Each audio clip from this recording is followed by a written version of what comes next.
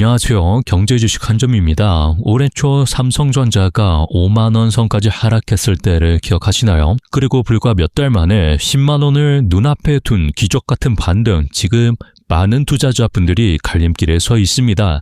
이전처럼 10만원의 벽을 넘지 못하고 다시 5만원까지 추락할 것이다. 아니다. 이제 시작이다. 20만원까지 우리 삼성전자는 갈 수 있다.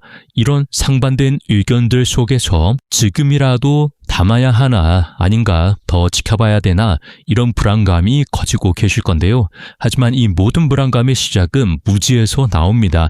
오늘 영상에서는 삼성전자의 상승이 단순한 AI 붐 때문이 아니라는 것, 그 이면에 숨겨진 복잡하고 거대한 요인들을 낱낱이 파헤쳐 여러분들의 모든 불안감을 완전히 해소하는 시간을 갖도록 하겠습니다. 이전에 제가 과거에 삼성전자가 5만원, 6만원 사이를 오갈 때 이런 말씀을 드린 적이 있습니다. 영상 본격적으로 시작하지 앞서 이쪽의 자료를 한번 보고 가시죠. 삼성전자 이 월봉으로 보셨을 때는 요 구간, 이 이평선 닿는 구간이 10년 안에 이제 10년 만에 찾아온 그런 기회이기 때문에 내가 삼성전자 좀 두일려 가져가겠다 하시는 분들은 단기적 관점 이런 거 필요 없이 그냥 지금 분할로 들어가셔가지고 5년, 10년 보시면 됩니다. 하지만은 여러분들이 지금 당장 궁금해 하시는 거는 요거, 삼성전자 앞으로 어떻게 되냐 요거잖아요. 이번에 삼성전자가 AI 시대를 맞이해서 반도체 준비 중인 것들이 있는데 지금 AI 산업 같은 경우에 미국이 선두를 하고 있어요. 그런 와중에 엔비디아라던가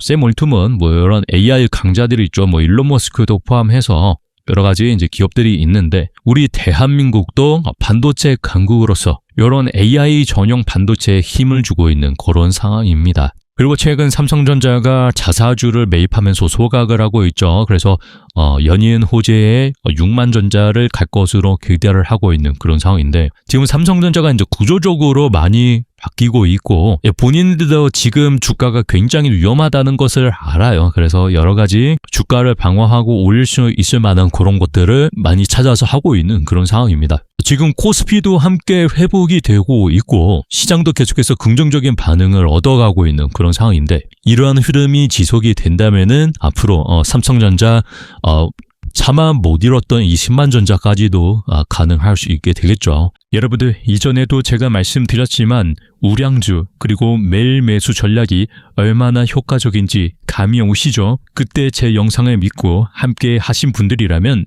지금쯤 웃고 계실 겁니다. 자, 그럼 지금부터 영상 본격적으로 시작하도록 하겠습니다. 삼성전자 상승의 첫 번째 열쇠는 바로 대한민국 그 자체에 있는데요. 윤석열 정부 시절 여소야대 국면 속에서 정치 리스크는 크게 다르습니다. 야당과 여당은 극심한 대립 속에서 외국인 투자자들 눈에는 가장 큰 불안 요소였고 결국에는 계엄 사태까지 터지면서 그 불안감은 정점을 찍었습니다. 외국인 자금이 빠져나갈 수밖에 없는 구조였는데요. 여기에 삼성전자 내부적으로도 이건희 회장 서거 이후 이재용 회장의 리더십이 시험대에 오르던 시점이었습니다. 주가가 이런 외부적인 요인으로 인해서 계속 빠지고 있으니 삼성 내부에서도 문제가 있는 거 아니냐라는 온갖 악성 루머가 돌았고 실제로도 파운드리 공장은 점점 가동을 중단하고 있는 상황이고 스마트폰 성능 또한 한계에 부딪혔다는 비판도 나오게 되면서 삼성전자는 5만원까지 추락하게 되었습니다. 하지만 삼성전자의 내부를 자세히 살펴보니 삼성은 삼성 나름대로 잘 해나가고 있었는데요. 스마트폰은 두께와 무게를 줄이고 폴더블 폰 분야에서는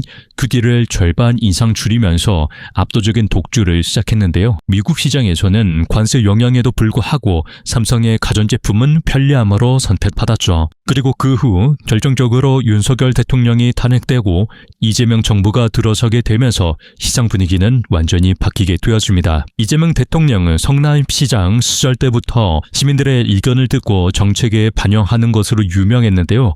대통령이 된 후에 그가 먼저 손보겠다고 한 것은 바로 대한민국의 부동산 시장과 경제시장 코스피 5천 정책입니다. 주식시장에서의 고질적인 분할 상장을 막는 제도를 마련하고 금융투자 세제를 개편하는 등 낡은 금융 시스템을 하나둘씩 바꾸기 시작했는데요. 기업 총수들을 만나서 그동안 부동산에 묶여있던 막대한 현금을 자사주 매입이나 신규 공장 설립, M&A 등 시장에 투자하도록 유도했습니다. 썩고 있던 돈이 경제의 활력을 불어넣기 시작한 건데요. 그리고 이재명 대통령은 미국으로 날아가 블랙록이나 JP모건 같은 거대 금융사들을 직접 만나서 직접 대한민국의 지정학 리스크에 대해서 설명을 했습니다. 대한민국의 국방력은 세계 수준이며 북한의 전체 GDP보다 우리의 국방 예산이 훨씬 더 많다. 안심하고 투자해달라라는 한마디가 결정적이었는데요. 미국의 넘쳐나는 유동성과 맞물려서 막대한 외국 자본이 유입이 되면서 2200 박스피에 갇혀있던 코스피는 사상 첫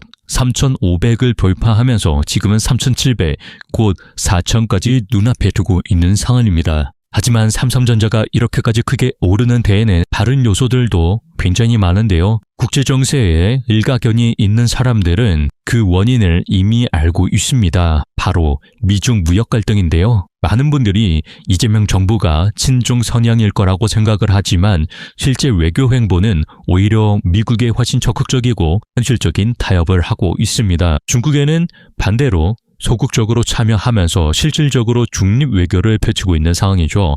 이게 왜 중요하냐면요. 바로 반도체 파운드리 시장의 지갑 변동을 일으켰기 때문입니다. 원래 전 세계의 파운드리 시장의 60%, 70% 이상이 대만의 TSMC가 독점하고 있는데요. 현재 삼성전자는 10%대에 머물러 있는 상황입니다. 최근 2024년 4분기 자료만 하더라도 TSMC의 점유율은 64%에서 67%로 오르고 삼성전자는 12%에서 11%로 오히려 낮아졌죠. 그런데 왜 삼성전자의 주가는 계속해서 오르는 걸까요? 다름 아닌 전 세계 파운드리 시장 그 자체가 커져가고 있기 때문인데요. 그리고 미국의 빅테크 기업들이 리스크를 회피하기 위해서 TSMC의 파운드리 생산을 주저하고 있기 때문입니다. 중국이 대놓고 전쟁을 준비하고 있는 상황에서 대만에 있는 TSMC의 모든 반도체 생산을 맡기는 것은 엄청난 리스크로 돌아오는데요. 결국에는 애플, 테슬라 같은 미국의 기업들은 TSMC와의 계약이 끝나면 다른 파운드리 업체에게 생산을 맡기는 상황이 지금 현재 발생하고 있는 겁니다. 그렇다면 그 많은 생산 물량들을 어디로 돌리게 될까요? 정답은 하나이죠. 바로 친미 국가인 대한민국의 삼성전자밖에 없습니다. 테슬라가 차세대 AI 칩 생산을 삼성에 맡긴 것이 바로 그 첫 번째 신호탄인데요. 여기에 또 다른 기회가 있습니다. 미국이 엔비디아의 최신 AI 칩을 중국에 수출 금지하자 중국은 또 어떻게든 그 대안을 찾아야 했는데요. 그 훌륭한 대안이 바로 대한민국의 삼성전자입니다. 삼성은 미국의 안보 우산 아래에서 미국의 적대적인 국가 중국까지 미국의 동맹 기업 그리고 중국의 기업 애들까지 반도체를 파는 엄청난 기회를 잡게 된 것입니다. 삼성전자 상승의 마지막 퍼즐은 바로 테슬라인데요. 테슬라는 단순 전기차 회사가 아니라 자율주행 AI 전기자동차 회사죠. 바로 AI가 정체성인 회사입니다. 그리고 최근에 AI 성능이 폭발적으로 증가하게 되면서 테슬라의 가치 또한 함께 상승하고 있는데요. 최근 미국이 전기자동차 보조금을 폐지하자 GM과 포드는 전기자동차 사업을 축소했습니다. 하지만 테슬라는 다르죠. 그들은 단순한 전기자동차를 팔고 있던 게 아니라 AI 자율주행이라는 프리미엄이 있기 때문에 이 비싼 가격을 정당화할 수 있었습니다. 그리고 이 AI의 핵심인 차세대 AI 칩을 삼성전자 함께 만들겠다고 발표한 건데요. 이 소식이 전해졌을 때는 삼성전자가 이제 막 6만 원을 넘어서 7만 원을 향해 가고 있었을 때였습니다. 여기에 이재명 대통령의 미국 방문으로 인해서 외국인 투자에 대한 확신이 더해지고 미중 무역 갈등으로 갈 곳을 잃은 글로벌 자금들이 대한민국이라든 저평가된 안전자산으로 밀려들어오게 되면서 지금의 대세 상승장이 만들어지게 된 것입니다. 현재 삼성전자가 9만 8,000원까지 오른 데에는 굉장히 복잡하고 엄청난 일들이 얽혀 있는데요. 제가 지금까지 얘기한 이 모든 것들이 크고 작은 영향을 미치면서 지금의 삼성전자를 만들어냈습니다. 그렇기 때문에 앞으로 이 요소들이 어떻게 흘러가는지 지켜보는 것이 굉장히 중요한데요.